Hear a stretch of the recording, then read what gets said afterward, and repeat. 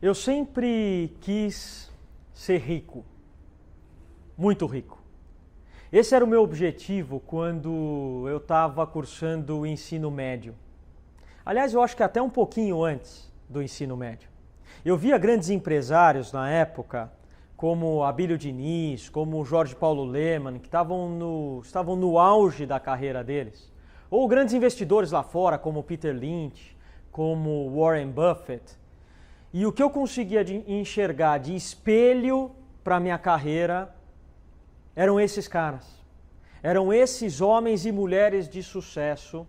E para mim, o caminho que eu via era traçar a mesma estrada que eles tinham traçado. Eu estava definido, esse era o meu objetivo. Então eu comecei a perceber que quem mandava no dinheiro, quem tomava conta do dinheiro, era o pessoal do mercado financeiro.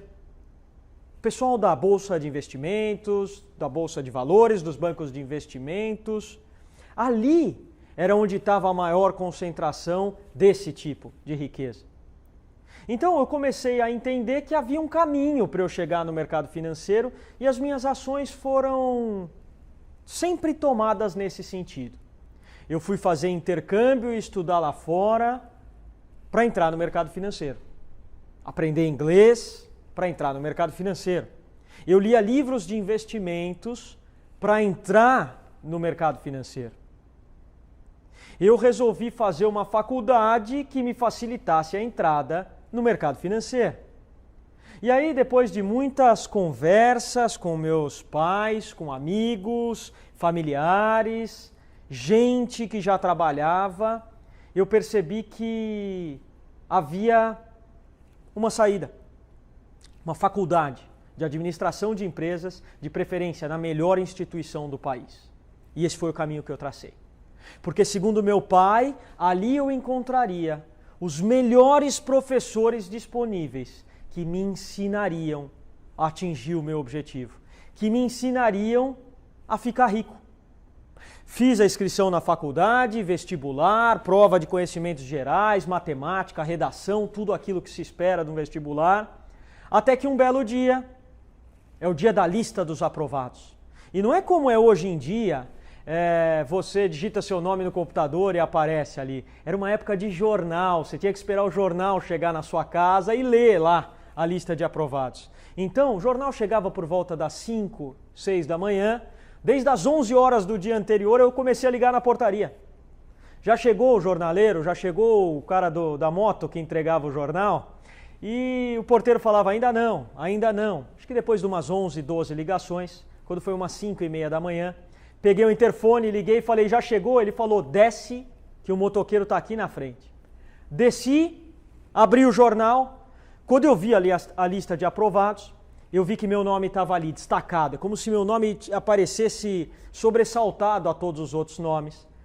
E naquela alegria de aprovação, subi até em casa, encontrei meu pai de pijama, na cozinha, com a mão para trás. E meu pai me disse assim, e aí? Como foi? Eu falei, passei, pai. Passei na Fundação Getúlio Vargas. Meu pai tira da mão uma calculadora, uma HP 12C, me entrega de presente e fala, meus parabéns, esse é um presente para você. Calculadora essa que eu tenho guardada com o máximo carinho até o dia de hoje. E naquele dia, durante os cortes de cabelo, festa com os amigos, aquela comemoração toda, eu ainda perguntei para o meu pai, pai, o que você faria com essa calculadora se eu não tivesse passado? E ele falou assim, olha, ao analisar o processo que você viveu, eu tinha certeza do resultado, não esperava outra coisa de você. E aquelas palavras, de certa maneira, até me emocionaram naquele dia e eu carrego com elas, sempre para lembrar a importância do processo de aprendizado para se atingir um objetivo.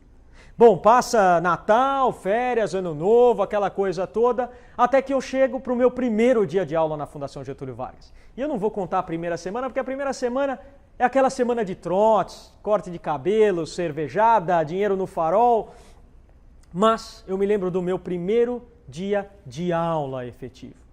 Entrei numa sala com outras 49 pessoas, todos sentados, jovens animados, sorriso no rosto, aquele ar de esperança de quem está começando algo novo. E a gente naquela conversa, aquele barulho, de repente entra um senhor, por volta dos seus 75 anos, professor de contabilidade 1, como eu me lembro desse dia, como eu me lembro. Esse professor entra e fala, por 1h50 ininterruptamente. Fala, e ao final da aula ele passa duas coisas para os alunos. A primeira, 45 páginas de um livro para ler. E a segunda, para que todos nós anotássemos o dia da primeira prova de contabilidade. Ele vira as costas, sai da sala, eu saio para tomar um café, um pouco atordoado com aquele monte de informações, volto para a sala de aula, aquela mesma alegria, entra uma outra professora, também uma senhora de idade, uma professora de Sociologia 1. E ela começa a aula. Ela fala por 1h50. E ao final ela dá um livro para todos lerem que eu não me esqueço. Um livro do Erich Fromm chamado Ter ou Ser. Mais um intervalo, saio, tomo um café, volto um terceiro professor que fala. E esse foi o meu primeiro dia de faculdade. Claro, pode ser que eu esteja falando especificamente de uma faculdade de administração de empresas aqui de São Paulo. Mas o meu segundo dia foi completamente igual. Um professor falando e os alunos ouvindo. Meu terceiro dia foi igual. Um professor falando e os alunos ouvindo. E assim se sucederam. Semanas atrás de semanas. Semestres atrás de semestres. E não demorou muito para eu perceber que nenhuma daquelas pessoas que me ensinavam tinham ficado ricas. Ou pior, nenhuma daquelas pessoas sabia o caminho para adquirir riqueza material, para ficar rico. Bom, semestre a semestre eu me via com uma algema de 4 anos nas mãos, mas me propus a fazer aquilo, continuei a faculdade. Até que lá no final, por volta do 6º semestre, veio um lenitivo. Comecei a trabalhar. Meu primeiro emprego. Mas que alegria, com aquela mesma alegria da faculdade, eu fui para o primeiro dia de trabalho e aí eu pude perceber algo que para mim fez muito sentido, que trabalhar era muito mais legal, muito mais prazeroso do que ouvir as aulas de um professor que talvez não manifestasse na sua vida aquele conhecimento que ele estava transmitindo. Mas trabalhar era bom. Estudava de manhã, trabalhava à tarde. Ao trabalhar numa super multinacional, conhecida por todos, tive a oportunidade de trabalhar diretamente com um empreendedor nato de 92 anos de idade, que chegou ao Brasil sem nada e construiu uma das maiores companhias de papel e celulose que a América Latina conhece. Mas também, no meio desse trabalho, eu pude perceber que aquilo ali não era o meu sonho. Era o sonho de uma outra pessoa, mas já bem melhor do que a sala de aula que eu conhecia. Então, eu decidi sair desse trabalho e abrir a minha primeira empresa. Pensem numa satisfação. Aí a história era diferente, aí era eu testar as minhas ideias, colocar à prova aquilo que eu acreditava ser bom, ser ideal. Estudava de manhã, acabava as aulas, eu ia tocar a empresa. Fazer a empresa acontecer durante a tarde, durante a noite. Então, de certa maneira, os últimos anos de faculdade foram um sentimento misto entre a transmissão de conhecimento que não me era muito útil e a aplicação de um conhecimento que eu aprendia simplesmente na prática. O mundo passou por uma grande transformação. Uma grande transformação nesses últimos 20 anos. Nós vimos transformações incríveis na área da saúde. Nós vimos transformações incríveis na área de tecnologia. Vimos transformações fantásticas nos sistemas financeiros, como a gente conhece. Vimos transformações na cabeça das pessoas em relação a tomar conta do mundo em que nós vivemos. seja por parte do meio ambiente, seja pelo crescimento da filantropia. Mas uma mudança passou a ser ainda mais importante: a mudança da transmissão do conhecimento. Olha, as instituições de ensino, como nós conhecemos, principalmente as de ensino superior, as faculdades como nós conhecemos, elas pautam a sua metodologia em algo chamado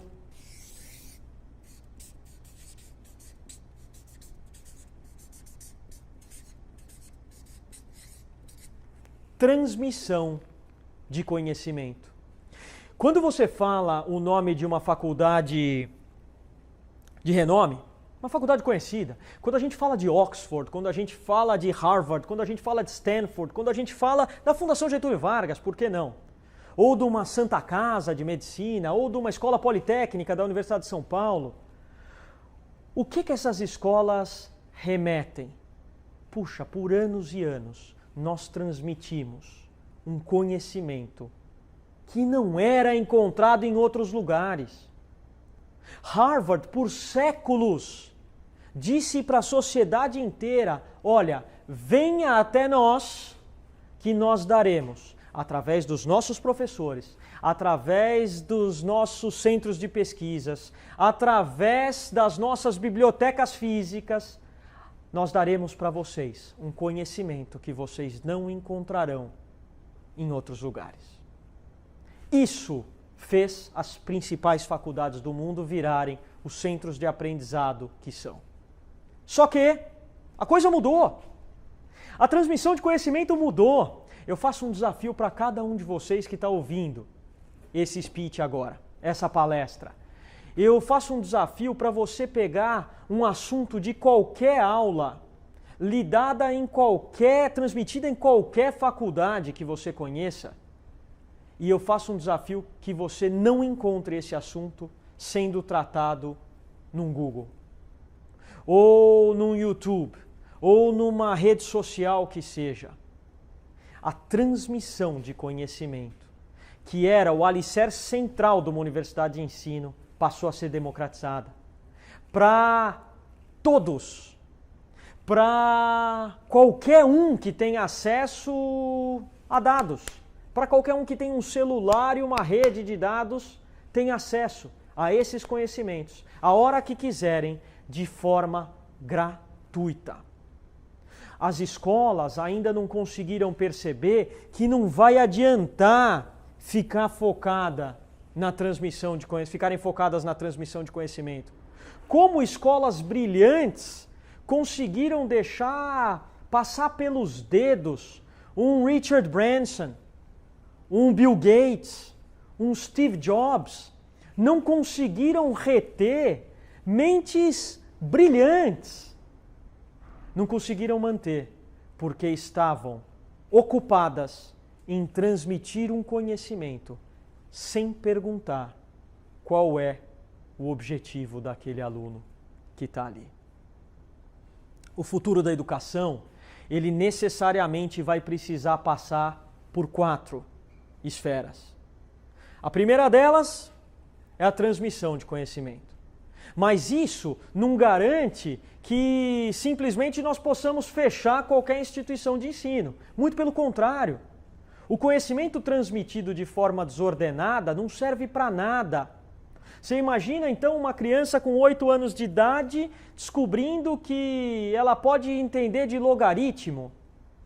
Para que entenda de logaritmo, ela precisa entender antes de adição, de subtração, de multiplicação, de divisão. É preciso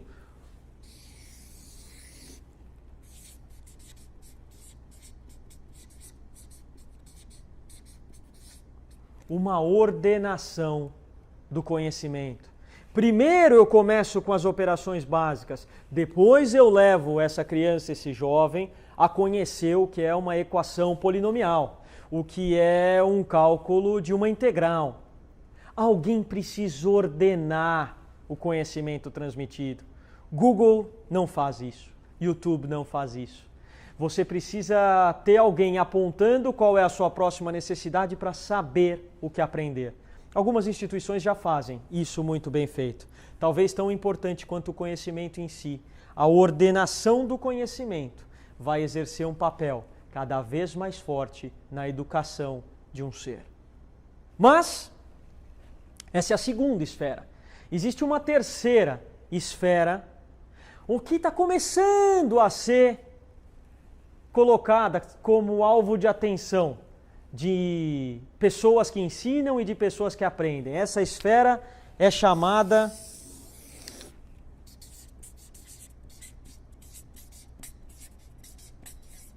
de aplicação do conhecimento. Ou seja, tudo bem, muito legal, entendi que a transmissão está democratizada, entendi que é importante que alguém que conheça ordene para mim aquilo que eu preciso entender ou aprender, mas eu quero ver onde efetivamente isso se aplica. Por quê? Porque não adianta eu ensinar mitose e meiose, onde mitose e meiose se aplica, para alguém que vai correr o caminho de virar um engenheiro civil. Não adianta nós ensinarmos algo que pode ser que nunca seja usado. E é importante que nós saibamos mostrar onde, no meio em que nós estamos, se aplica aquele conhecimento. Vemos no mundo uma proliferação de metodologias de application-based learning, vemos no mundo uma proliferação de problem-solved learning, mas nós percebemos que a importância de você saber que os elementos da vida real também devem pautar uma sala de aula faz com que essa terceira esfera passe a ser alvo de atenção, tanto de aluno como de instituição de ensino que está nascendo, ou que já existe. Agora, de nada adianta tudo isso aqui se não levarmos em consideração uma quarta esfera. Uma quarta esfera que, na verdade, não é uma evolução dessas três. É uma quarta esfera que funciona como um as no baralho. Ela deveria ser o final e o começo. Uma quarta esfera que nós chamamos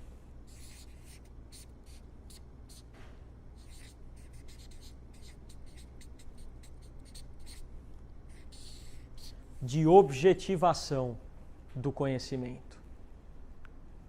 O que eu quero da minha vida? O que eu quero ser, com o que eu quero trabalhar? Qual é o próximo passo para mim? O que eu devo aprender? Esse começo deve estar centrado no objetivo de qualquer aluno. Esse é o início da equação. Não pacotes de informação já determinados que simplesmente vão sendo transmitidos para todo mundo sem perguntar o que ele quer. O aluno do futuro exigirá apenas o conhecimento necessário para a sua situação ou contexto. Nada mais, nada menos. E esse aluno vai exigir no momento que ele precisar daquilo. Não antes, não depois. Nenhuma instituição de ensino será capaz de atender isso sem conhecer profundamente o seu aluno. O meu objetivo, aquele da escola, foi atingido. Com a ajuda de todos os professores que a vida me presenteou. E mais, ele foi renovado pelos mais nobres significados do que para mim passou a representar a palavra riqueza. O futuro da sua educação partirá daquilo que você decidiu para você. E aqui cabe uma pergunta. O que você quer? Porque, tendo respondido isso, o próximo passo é fazer esse link aqui.